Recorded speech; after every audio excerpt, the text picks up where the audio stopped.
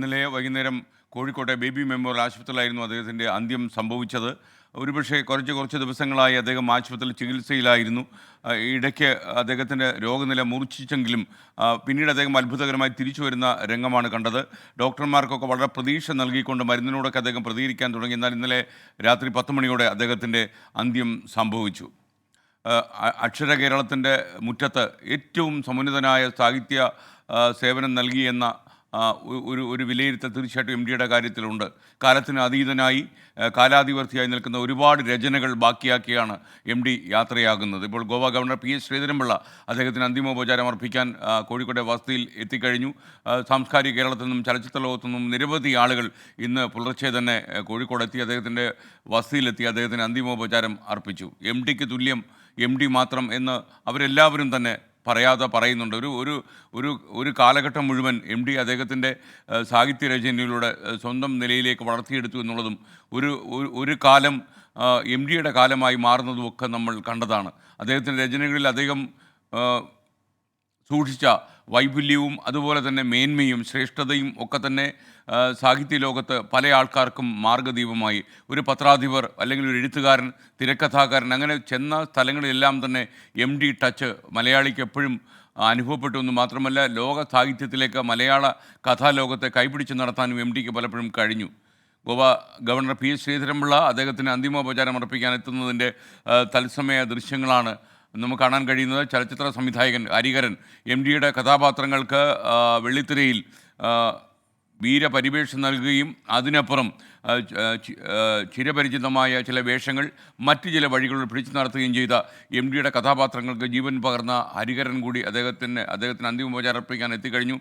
കണ്ണുകളുടെ മാത്രമായിരുന്നു ഹരിഹരൻ അദ്ദേഹത്തിന് അന്തിമോപചാരം അർപ്പിക്കാൻ എത്തിയത്. ഒരുപാട് കാലത്തെ ബന്ധം, അതിനപ്പുറം ചലച്ചിത്രത്തിൻ്റെ മായിക ലോകത്ത് എം ഡിയുടെ ചന്തുവിനെ പോലുള്ള കഥാപാത്രങ്ങൾക്ക് മറ്റൊരു വിന്യാസം നൽകാൻ കഴിഞ്ഞ സംവിധായകൻ Goa governor P S Sreedharan Pillai. നമുക്കറിയുന്ന പോലെ അദ്ദേഹം ഗവർണർക്കപ്പുറം, പൊതുപ്രവർത്തനപ്പുറം, രാഷ്ട്രീയക്കാരനപ്പുറം അദ്ദേഹം അറിയപ്പെട്ട ഒരു വിഖ്യാതനായ എഴുത്തുകാരൻ കൂടിയാണ്. അതുകൊണ്ട് തന്നെ എം ഡിയുമായി കോഴിക്കോട് ഒരുപാട് കാലം അഡ്വക്കേറ്റായി പ്രാക്ടീസ് ചെയ്ത പി എസ് ശ്രീധരൻപിള്ള അദ്ദേഹത്തിന് ഏറ്റവും അടുപ്പമുണ്ടായിരുന്ന എഴുത്തുകാരിൽ ഒരാളാണ് എം ഡി കടന്നു പോകുമ്പോൾ ഒരുപക്ഷെ വലിയൊരു കാലഘട്ടം നീങ്ങുന്ന ഒരു ഫീലിംഗ് ആണ് ഗോവ ഗവർണർ പി എസ് ശ്രീധരൻപിള്ളയ്ക്ക് ഉണ്ടാകുക. അദ്ദേഹത്തിൻ്റെ കുടുംബത്തെ സന്ദർശിക്കുന്ന ദൃശ്യമാണ് പ്രേക്ഷകർ ഇപ്പോൾ കാണുന്നത്. അദ്ദേഹത്തിൻ്റെ മകൾ അശ്വതിയുമായി പി എസ് ശ്രീധരൻപിള്ള സംസാരിക്കുന്നു. ഇപ്പോൾ എം ഡിയുടെ വസതിയിൽ നമുക്കൊപ്പം ചേർന്ന ആഷ്മി താജ് ഇബ്രാഹിം ഉണ്ട്. ആഷ്മി, ഇന്ന് പുലർച്ചെ തന്നെ അദ്ദേഹത്തിൻ്റെ വസതിയിലേക്ക് ഒരുപാട് ആളുകൾ എത്തുന്നു. എം ഡി കോഴിക്കോട് എന്ന് ഗൂഡല്ലൂരുകാരനാണ് എം ഡി എങ്കിലും കോഴിക്കോടായിരുന്നു അദ്ദേഹം ജീവിച്ച മണ്ണ്. കോഴിക്കോടിൻ്റെ തപ്ത നിശ്വാസങ്ങളിലും അതുപോലെ സന്തോഷഭരിതമായ നിമിഷങ്ങളിലും ഒക്കെ തന്നെ എം ഡി ഉണ്ടായിരുന്നു എന്നുള്ളതാണ് ഏറ്റവും പ്രത്യേകമായ കാര്യം. കോഴിക്കോടെ വലിയൊരു സൗഹൃദ സദസ്സ് അദ്ദേഹത്തിന് ഉണ്ടായിരുന്നു. ആകാശവാണിക്കകത്തും പുറത്തും അദ്ദേഹം ഒരുപാട് തിക്കുടിനെ പോലെയുള്ള ഒരുപാട് എഴുത്തുകാർക്ക് അടുപ്പക്കാരനായിരുന്നു എം ഡി. പുതിയ ചെറുപ്പക്കാരെ കൈപിടിച്ച് നടത്താനും സാഹിത്യ ലോകത്തെ പുതിയ സങ്കേതങ്ങളെ പരിചയപ്പെടുത്തുവാനുമൊക്കെ ഈ പത്രാധിപർക്ക് കഴിഞ്ഞു എന്നുള്ളത് കാലം കോറിയിട്ട യാഥാർത്ഥ്യങ്ങളാണ്. പറയൂ ആഷ്മി. ഉറപ്പായും എസ്കെൻ, നമ്മൾ പല മരണങ്ങളിൽ നികത്താനാവാത്ത വിടവ്, തീർത്താൽ തീരാത്ത നഷ്ടം എന്നൊക്കെ നമ്മൾ ആലങ്കാരികമായി പറയാറുണ്ട് എസ്കെൻ.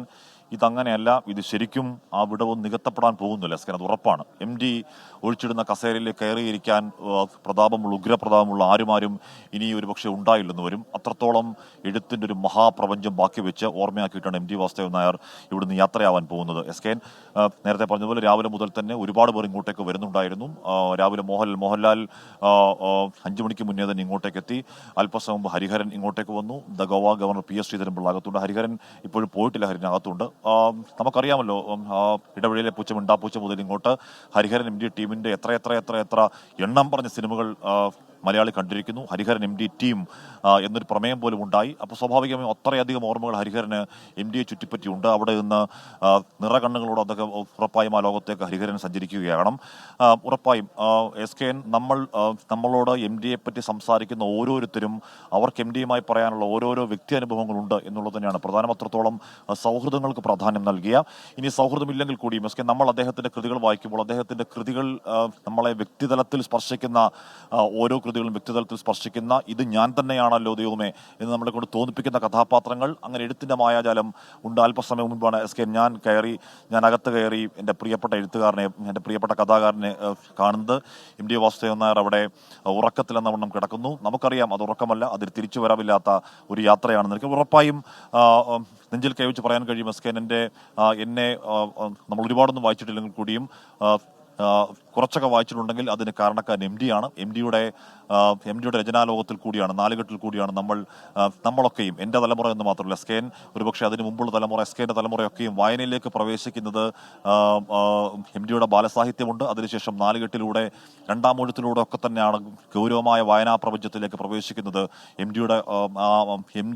ഡി വെട്ടിയിട്ട വഴികളിലൂടെ തന്നെയാകും. അത് ഇനിയും തലമുറകൾക്ക് അത് തന്നെയാണ് പ്രധാനം. ഓർത്തു നോക്കണം, എൻ്റെ തലമുറ അല്ലെങ്കിൽ MD വാസുദേവൻ ജീവിച്ചിരുന്ന കാലത്തെ അദ്ദേഹം 9ാം ക്ലാസ് മുതൽ എഴുതി തുടങ്ങിയാണ്. SK അദ്ദേഹത്തിൻ്റെ ഈ പറയുന്ന രക്തം പുരണ്ട മൺതരികൾ എന്ന കഥാസമാഹാരം ഇറങ്ങുമ്പോൾ അദ്ദേഹം ബിരുദത്തിന് പഠിക്കുകയാണ്, കെമിസ്ട്രി ബിരുദധാരിയായിട്ട് പഠിക്കാൻ പോകുന്നു. അതിനുശേഷം 9ാം ക്ലാസ് മുതൽ എഴുതുന്നു. അതിനുശേഷം ഇങ്ങോട്ട് ഒരുപാട് എഴുത്തുകൾ. അപ്പോൾ MD വാസുദേവൻ നായർ ജീവിച്ചിരുന്ന കാലത്തെ അദ്ദേഹം സ്വാധീനിച്ചു, അത് കഴിഞ്ഞു വന്ന തലമുറയെ അദ്ദേഹം സ്വാധീനിച്ചു, എൻ്റെ തലമുറയെ അദ്ദേഹം സ്വാധീനിച്ചു. അടുത്ത തലമുറ, വരാൻ പോകുന്ന തലമുറകൾ തേടിപ്പിടിച്ച് MD വാസുദേവൻ നായർ രണ്ടാം ഊഴമൊക്കെ വായിക്കുന്നു. കാര്യം രണ്ടാം ഊഴത്തിൻ്റെ ഒക്കെ അടക്കം, നാലുകെട്ടിൻ്റെ അടക്കം പതിപ്പുകളായി പിന്നെയും ഇറങ്ങപ്പെട്ടുകൊണ്ടേയിരിക്കുന്നു. SK അത് വാങ്ങപ്പെടുകയും വായിക്കപ്പെടുകയും ചെയ്യുമ്പോൾ നാല് തലമുറകളെയൊക്കെ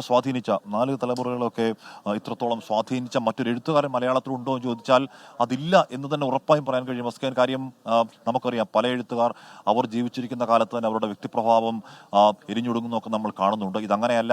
ഇത് 7 പതിറ്റാണ്ടുകൾ, 70 വർഷങ്ങൾ മലയാളിയുടെ സമഗ്രമായി സ്വാധീനിച്ചു. അത് സാഹിത്യ മേഖലയിൽ മാത്രമല്ല, SK സാഹിത്യത്തിൽ, സാംസ്കാരിക ജീവിതത്തിൽ, എഴുത്തു ജീവിതത്തിൽ, ഒരു പരിധിവരെ രാഷ്ട്രീയ ചിന്തയെ പോലും സ്വാധീനിച്ച ഒരു മഹാവ്യക്തിത്വം, ഒരു മഹാമനീഷി, ഒരു വല്ലാത്ത വൃക്ഷം, ഒരു മഹാമേരു യാത്രയെ പോകുന്നു. ഇനി ഒരു മടങ്ങിവരവില്ലാത്ത യാത്രയാണ്.